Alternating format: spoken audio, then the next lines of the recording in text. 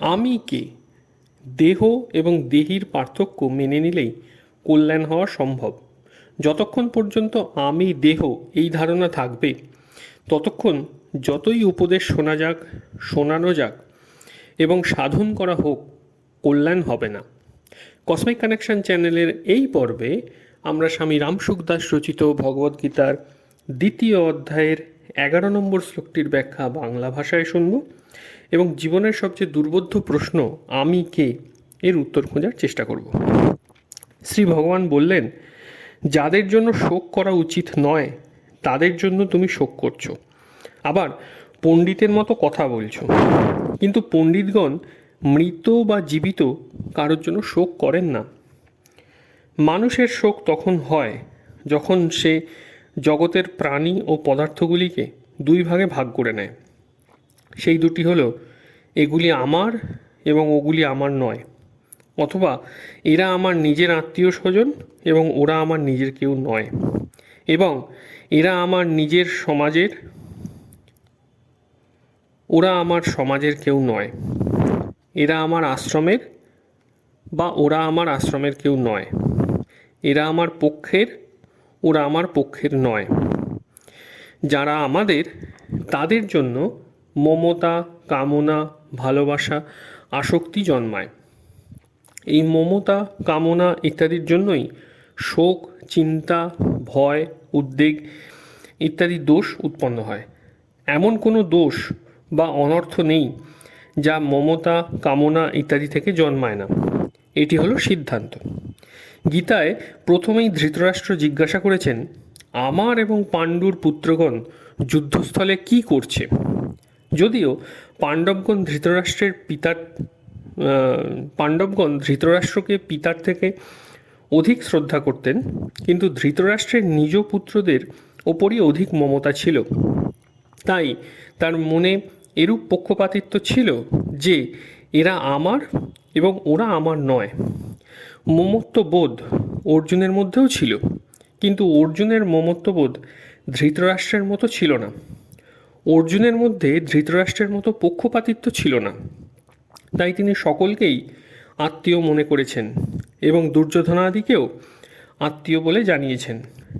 এর তাৎপর্য হচ্ছে এই যে সমগ্র কুরুবংশীয়দের প্রতি অর্জুনের মমত্ববোধ ছিল এবং সেজন্যই তাদের মৃত্যুর আশঙ্কায় অর্জুন শোকমগ্ন হয়েছিলেন। এই শোক দূর করবার জন্যই ভগবান অর্জুনকে গীতার উপদেশ দিয়েছিলেন, যেটি এই 11তম শ্লোক থেকে শুরু হয়েছে।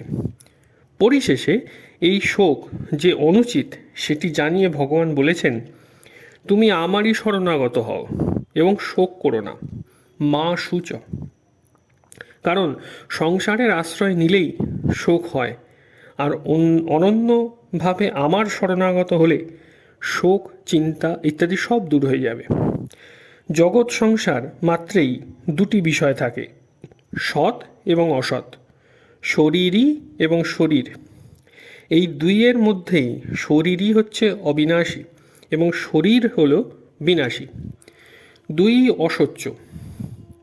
অবিনাশী কখনো বিনাশপ্রাপ্ত হয় না, তাই তার জন্য শোক করার কোনো প্রশ্নই নেই, এবং যেটি বিনাশী বা বিনাশশীল তা বিনাশপ্রাপ্ত হবেই। তা কোনো সময়ই স্থায়ীভাবে থাকে না, তাই তার জন্য শোক করা চলে না। অর্থাৎ শোকগ্রস্ত হওয়া এমন শরীরের জন্য উচিত নয়, তেমন শরীরের জন্যও উচিত নয়। শোক কেবলমাত্র মূঢ়তার কারণেই হয়ে থাকে।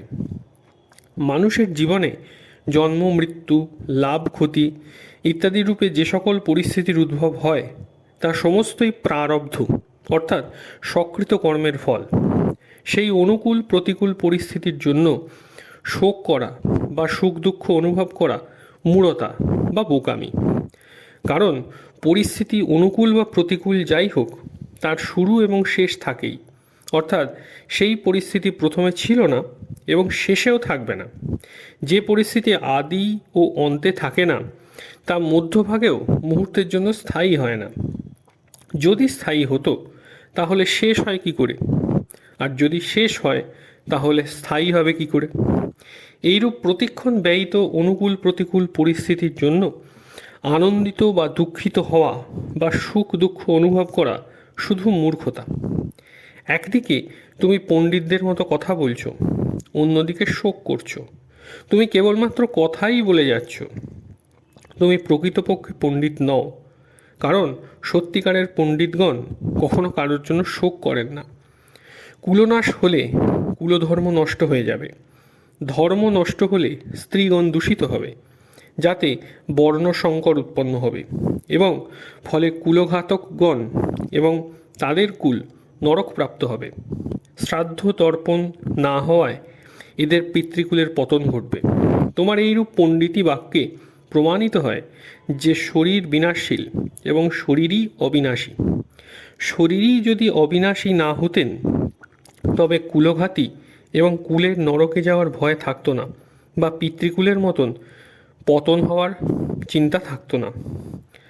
যখন তোমার কুল এবং পিতৃগণের জন্য চিন্তা হচ্ছে, যখন তোমার কুল এবং পিতৃগণের জন্য চিন্তা হচ্ছে, তখন এই প্রমাণিত হয় যে শরীর বিনাশশীল এবং তাতে স্থিত শরীরই হচ্ছে নিত্য।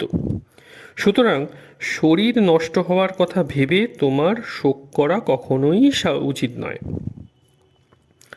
সকলের প্রাণ বিয়োগ অবশ্যম্ভাবী। এর মধ্যে অনেকে মারা গেছে এবং জীবিতরাও মারা যাবে।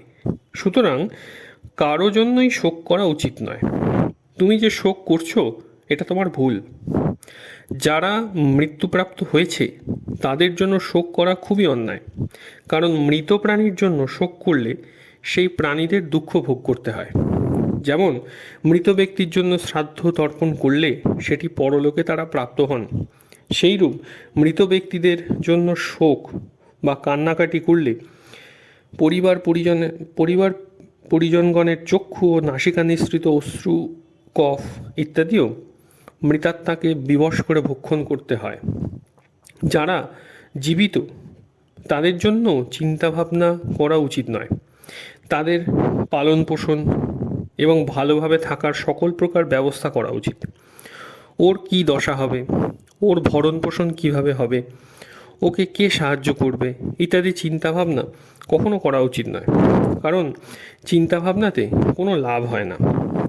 আমার অঙ্গ সকল শিথিল হয়ে আসছে, মুখ শুষ্ক হয়ে যাচ্ছে ইত্যাদি বিকার উৎপন্ন হওয়ার মূল কারণ হল শরীরের সঙ্গে একাত্মবোধ।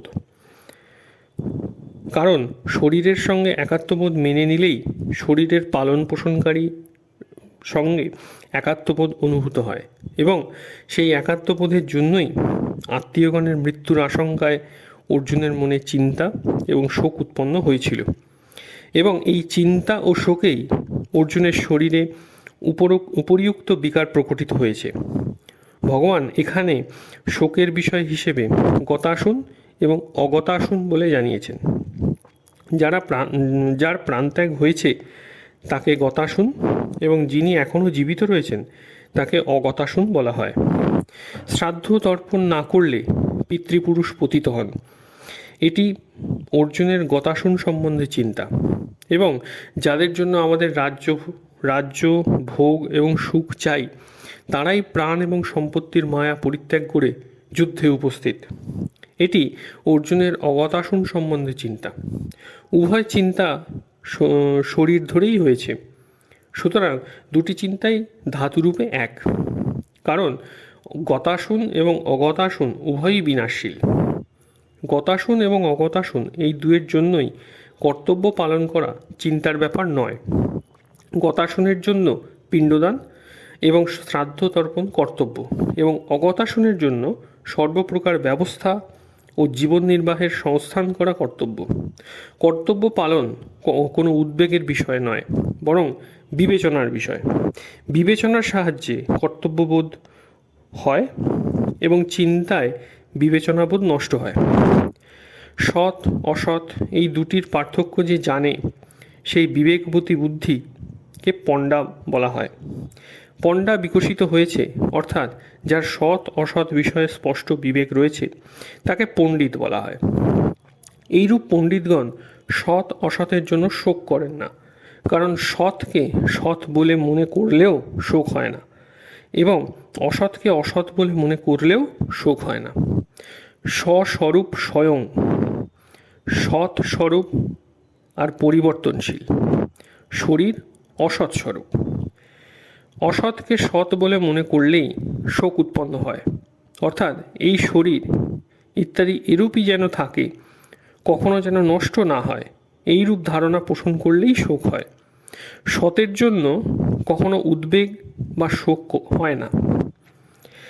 মানুষের মধ্যে দুটি ভাগ রয়েছে, এক ভাগ শরীরের, অপর ভাগ শরীরীর বা দেহির।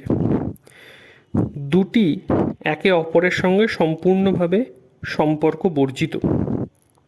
দুয়েরই স্বভাবও পৃথক, একটি জড়, অপরটি চেতন। একটি বিনাশশীল, অন্যটি অবিনাশী। একটি বিকারশীল, অপরটি নির্বিকার। একটি প্রতি মুহূর্তে পরিবর্তনশীল, অপরটি অনন্তকাল পর্যন্ত একইভাবে বিরাজমান। শরীর এবং শরীরী উভয়েই অসচ্য। শরীরের সর্বক্ষণ ক্ষয় হয়, তাই তার জন্য শোক করা উচিত নয়। আর শরীরের কখনোই বিনাশ হয় না, অতএব তার জন্যও শোক করা উচিত নয়। কেবল মূর্খতাবশে শোক করা হয়। শরীরের সর্বক্ষণই সহজ নিবৃত্তি হয় এবং শরীরই সর্বক্ষণই সকলের মধ্যে বিরাজিত। যারা শরীর এবং শরীরের এই ভেদ জানেন, সেই বিচক্ষণ ব্যক্তিগণ মৃত বা জীবিত কোনো প্রাণীর জন্যই কখনো শোক করেন না। তাদের কাছে পরিবর্তনশীল শরীরের বিভাগ এবং অপরিবর্তনশীল শরীরই অর্থাৎ স্বরূপের বিভাগ পৃথক রূপে প্রকাশিত থাকে। গীতার উপদেশ সমস্ত আরম্ভ হয়েছে শরীর এবং শরীরের পার্থক্য দিয়ে। অন্যান্য দার্শনিক গ্রন্থ আত্মা অনাত্মার বর্ণনা করেছে ইদংতা রূপে, অর্থাৎ অঙ্গুলি নির্দিষ্ট রূপ শৈলীর দ্বারা। কিন্তু গীতায় সেই শৈলীর অনুকরণ না করে সকলের বোঝবার মতো করে দেহ এবং দেহি, শরীর ও শরীরের বর্ণনা করা হয়েছে। এটি গীতার একটি বিশেষত্ব। সাধক যদি তার কল্যাণ চান, তাহলে তার সর্বপ্রথম জানা প্রয়োজন আমি কে। অর্জুনও তার কল্যাণের উপায় জিজ্ঞাসা করেছেন। দেহ এবং দেহির পার্থক্য মেনে নিলেই কল্যাণ হওয়া সম্ভব। যতক্ষণ পর্যন্ত আমি দেহ এই ধারণা থাকবে, ততক্ষণ যতই উপদেশ শোনানো যাক এবং সাধন করা হোক, কল্যাণ হবে না। যে জিনিসটি নিজের নয় তাকে নিজের বলে মনে করা, আর যা প্রকৃতই নিজের তাকে নিজের মনে না করে এক অন্যতম ভুল। নিজের জিনিস তাকেই বলা হয় যা সর্বদা আমার সঙ্গে থাকে এবং আমিও সর্বদা তার সঙ্গে থাকি। শরীর এক মুহূর্ত আমাদের সঙ্গে স্থায়ীভাবে থাকে না, আর পরমাত্মা সর্বক্ষণ আমাদের সঙ্গেই থাকেন, কারণ শরীর ও জগৎ সংসার একই জাতীয়। আর আমাদের অর্থাৎ শরীরের সজাত্য পরমাত্মার সঙ্গে। সেই জন্যে পরমাত্মাকে আপন না ভেবে শরীরকে আপন ভাবাই সবচেয়ে বড় ভুল। এই ভুল দূর করার জন্য গীতায় সর্বাগ্রে শরীর ও শরীরের ভেদ নিয়ে বর্ণনা করা হয়েছে এবং সাধককে উদ্বুদ্ধ করা হয়েছে এই বলে যে মৃত্যুমুখে পতিত হয় সে তুমি নও, অর্থাৎ তুমি শরীর নও। তুমি জ্ঞাতা, যে জানে, আর শরীর জ্ঞেয়, জানার বিষয়। তুমি সর্বদেশীয় আর শরীর একদেশীয়।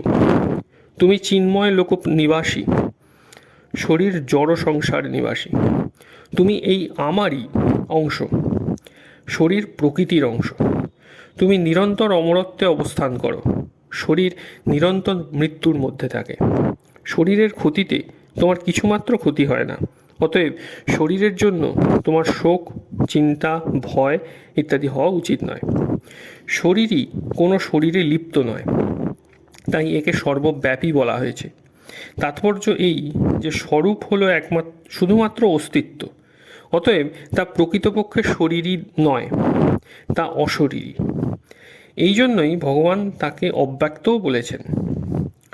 শরীর প্রতিক্ষণে ক্ষয় হয়, অর্থাৎ তা অসৎ।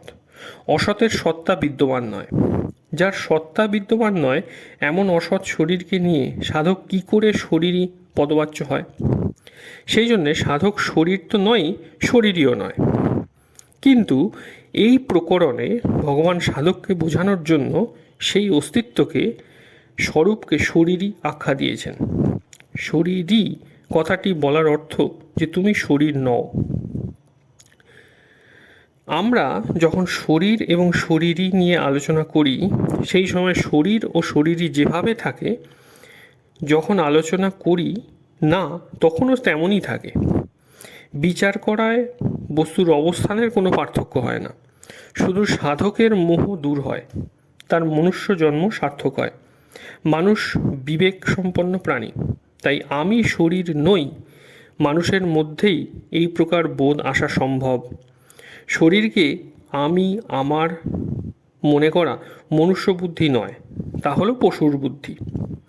তাই শ্রী সুখদেব রাজা পরীক্ষিতকে বলেছেন, হে রাজন, আমার মৃত্যু হবে, এই পশু বুদ্ধি তুমি এবার ত্যাগ করো। শরীর যেমন আগে ছিল না, পরে জন্ম হয়েছে, আবার মৃত্যুও হবে, তেমনি তুমি আগে ছিলে না, পরে জন্মেছ এবং পরে মারা যাবে, তেমন নয়। সম্পূর্ণ পাঠটি শোনার জন্য আপনাকে ধন্যবাদ। কমেন্ট করে জানান যে পাঠটি আপনাদের কেমন লাগলো। পরবর্তী ভিডিও খুব তাড়াতাড়ি আসতে চলেছে। আপনি যদি এই চ্যানেলে প্রথমবার আসেন তাহলে লাইক, শেয়ার এবং সাবস্ক্রাইব করতে ভুলবেন না। ধন্যবাদ।